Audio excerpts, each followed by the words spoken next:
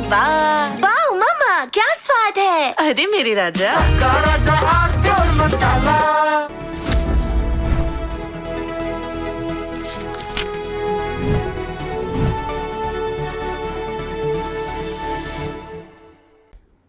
नमस्कार। अभी 2 दिन पहले मैंने इसी कार्यक्रम में कहा था कि नरेंद्र मोदी सबसे लंबे समय तक निर्वाचित प्रधानमंत्री रहने का कीर्तिमान स्थापित करने जा रहे हैं, भारत के प्रथम प्रधानमंत्री पंडित जवाहरलाल नेहरू को पीछे छोड़कर। और आज वह दिन आ गया। नरेंद्र मोदी ने निर्वाचित प्रधानमंत्री के रूप में सर्वाधिक दीर्घ कार्यकाल का कीर्तिमान भारत में स्थापित कर दिया। पंडित नेहरू अब उनसे एक पायदान पीछे हैं।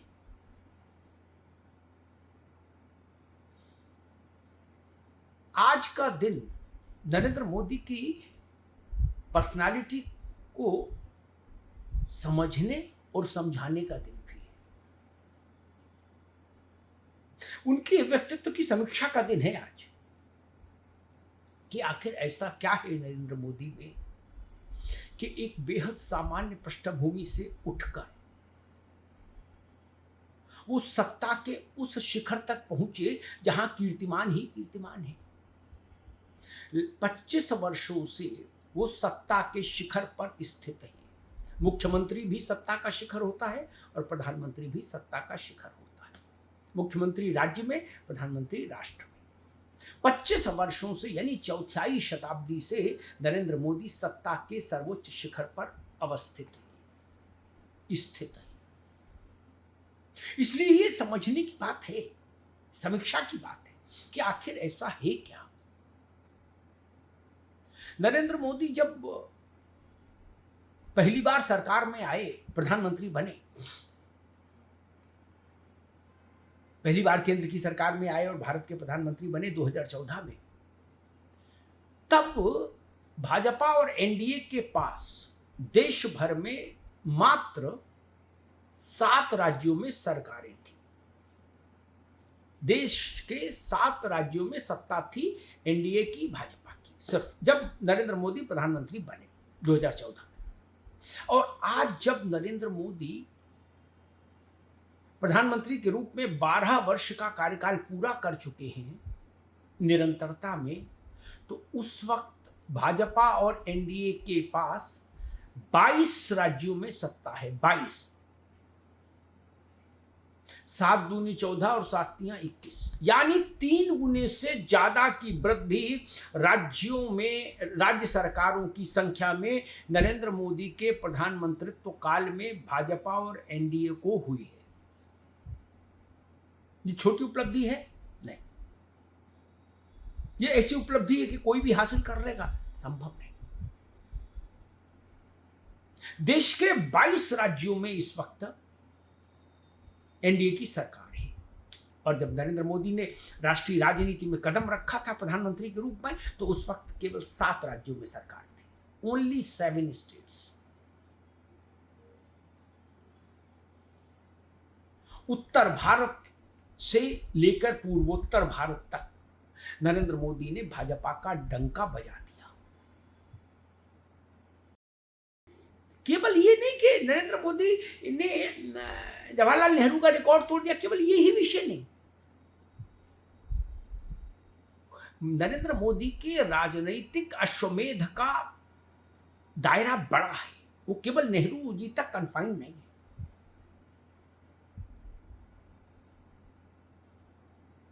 कांग्रेस जिन राज्यों से गई, उनमें फिर वो 50-50 साल, 60-60 साल तक वापस नहीं आई। लेकिन मोदी ने जिस राज्य को जीता, वहां उसको फिर रिटेन करना भी सिखाया भाजपा को। फिर इसमें वापस कैसे आना है, सरकार को वापस कैसे लाना है। इसका उदाहरण असम है से लेकर और उत्तर प्रदेश तक सब है, मध्य प्रदेश से लेकर राजस्थान तक सब। आप सोच सकते हैं कि उड़ीसा में भारतीय जनता पार्टी की सरकार, बिहार में भारतीय जनता पार्टी का मुख्यमंत्री और पश्चिम बंगाल में भाजपा की प्रचंड बहुमत की सरकार। ये 3 लक्ष्य ऐसे थे जो मोदी से पहले जनसंघ से लेकर भाजपा तक कोई साध नहीं पाया और कोई सोच भी नहीं पाया कि ऐसा हो सकता है। साधना तो छोड़िए, किसी ने सोचा भी नहीं हृदय से कि ऐसा भी हो सकता है, क्योंकि सब मानते थे ये दुर्लभ लक्ष्य हैं, ये साधे नहीं जा सकते, ये असाध्य लक्ष्य हैं, असाध्य, इनको साधा नहीं जा सकता। लेकिन मोदी हैं, उन्होंने उड़ीसा जीता, उन्होंने बिहार में अब भाजपा का मुख्यमंत्री दिया, और फिर अंत में जय जय बंगाल। बंगाल में तो वो कर दिया जो मोदी से पहले राष्ट्रीय स्वयंसेवक संघ से लेकर और जनसंघ तक किसी के जहन में कभी आया ही नहीं होगा कि बंगाल में भाजपा की ऐसी प्रचंड विकट जीत हो सकती है कभी, जिसकी धुंध भी दशकों तक बजे, पूरे देश में जिसका संदेश जाए।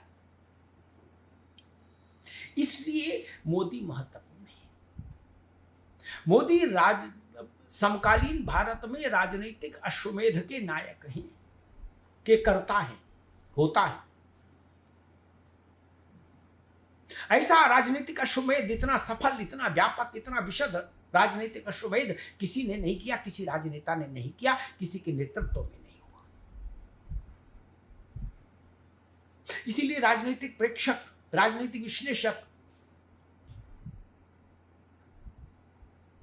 कहते हैं कि भारत की राजनीतिक यात्रा स्वतंत्रता की बात से बोले उसको 2 हिस्सों में बांटिए। एक हिस्सा नेहरू इंदिरा युग, नेहरू डैश इंदिरा युग, यानी पिता पुत्री का कालखंड, और दूसरा हिस्सा मोदी युग। बाकी कहीं कुछ नहीं दिखता। आधे में पिता पुत्री, आधे में नरेंद्र मोदी। ये स्थिति मोदी ने हासिल की। ये अपने पौरुष से, अपने पराक्रम से, अपने पुरुषार्थ से, अपनी सामर्थ्य से, अपने कौशल से, अपनी विश्वसनीयता से, अपनी प्रामाणिकता से मोदी ने ये स्थान हासिल किया है। मोदी के पास कोई गॉडफादर नहीं था। मोदी के पास कोई पारिवारिक विरासत और पृष्ठभूमि ऐसी नहीं थी जो राजनीति में उनकी यात्रा को सहज और सुगम बनाती, सरल बनाती। उन्होंने अपने लक्ष्य खुद तय किए और उन लक्ष्यों को भेदने की शक्ति खुद अर्जित की, और लक्ष्य भेदन की मार्ग का आविष्कार भी मोदी ने खुद ही किया कि किस मार्ग से चलकर इस लक्ष्य को भेदना है, कब भेदना है, कैसे भेदना है, इसमें कौन कौन से लोग सहयोगी होंगे, ये सब नरेंद्र मोदी ने खुद तय किया, क्योंकि उनके पास ऐसा कोई तंत्र नहीं था जो उनको स्थापित करने के लिए लगा हो। वो खुद स्थापित हुए हैं। स्थापित हो जाने के बाद आपके पास तंत्र आ जाता है, लेकिन स्थापित होने से पहले तक नरेंद्र मोदी अकेले लड़े और अकेले बढ़े। और नरेंद्र मोदी को लेकर एक चीज और मुझे बार बार स्मरण आती है, वो संभवतः भारत के ऐसे इकलौते राजनेता हैं जिनकी जितनी ज्यादा आलोचना हुई, जितना ज्यादा उन्हें कोसा गया, जितना ज्यादा उन्हें बद्दुआ दी गई, उतने ही ज्यादा वो मजबूत होते गए, सामर्थ्यवान होते गए, शक्तिशाली होते गए, और अंततः उतने ही ज्यादा विराट होते गए। मोदी को जितना बौना करने की कोशिश की गई, मोदी उतना ही विशाल हो गए, उतना ही विराट हो गए।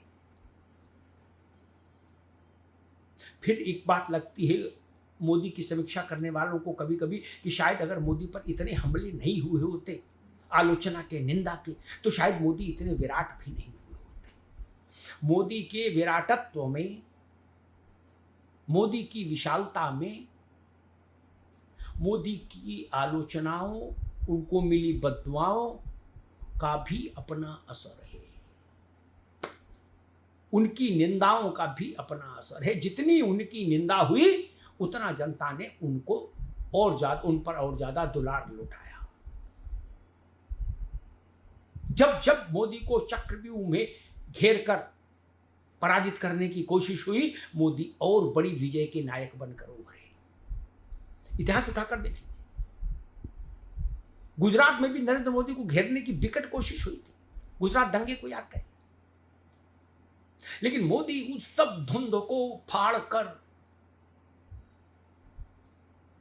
राजनीति के आकाश में सूर्य की तरह चमके। जैसे बादलों के बीच में बिजली चमकती है तो बादलों को फाड़ देती है, वैसे राजनीति में ऐसे बहुत कम लोग होते हैं। भारत के राजनीतिक जीवन का इतिहास उठाकर देखिए, मोदी जैसे व्यक्तित्व वाले लोग आपको बहुत कम, दुर्लभतम स्थिति में मिलेंगे। कोई जिसने इतनी बड़ी सफलता हासिल की हो इतने सामान्य पृष्ठभूमि से उठकर। गांधी नेहरू परिवार की राजनीतिक सफलताएं दूसरी परिस्थितियों में जन्मी हैं। उनके पीछे जन्म से तंत्र था, जन्म से व्यवस्था थी, जन्म से राजनीतिक पारिवारिक पृष्ठभूमि थी, संपन्नता थी, सक्षमता थी, संपर्क थे, वैश्विक संपर्क थे, तब वो लोग आगे बढ़े। नरेंद्र मोदी के साथ ऐसा कुछ नहीं था। उनके साथ सिर्फ अपना कौशल, अपनी क्षमता, अपनी विश्वसनीयता, अपना परिश्रम और जनता का विश्वास, जनता का आशीर्वाद, यही दो चीजें थी जिनके बलबूते नरेंद्र मोदी ने भारत के एक बड़े कालखंड को मोदी युग के रूप में परिभाषित करने की स्थिति पैदा कर दी। आज आजादी के बाद से अब तक की भारत की यात्रा का एक बड़ा हिस्सा विश्लेषक और विद्वान मोदी युग के रूप में रूपायित कर रहे हैं। किसी भी व्यक्ति के लिए ये छोटी उपलब्धि नहीं है, ये दुर्लभतम उपलब्धि है कि आपके नाम से युग व्याख्यायित होने लगे, युग निरूपित होने लगे किसी व्यक्ति के नाम से। इसलिए ये बड़ी उपलब्धि है। मोदी की यात्रा अभी जारी है और अभी देखना बाकी है कि मोदी के राजनीतिक जीवन वृत्त में अभी और कौन कौन उपलब्धियां आना शेष है, कौन कौन से ऐसे लक्ष्य हैं जिन्हें मोदी अभी और साधना चाहते हैं, और कौन कौन से ऐसे कीर्तिमान हैं जिनको मोदी अपने नाम करना चाहते हैं। धन्यवाद।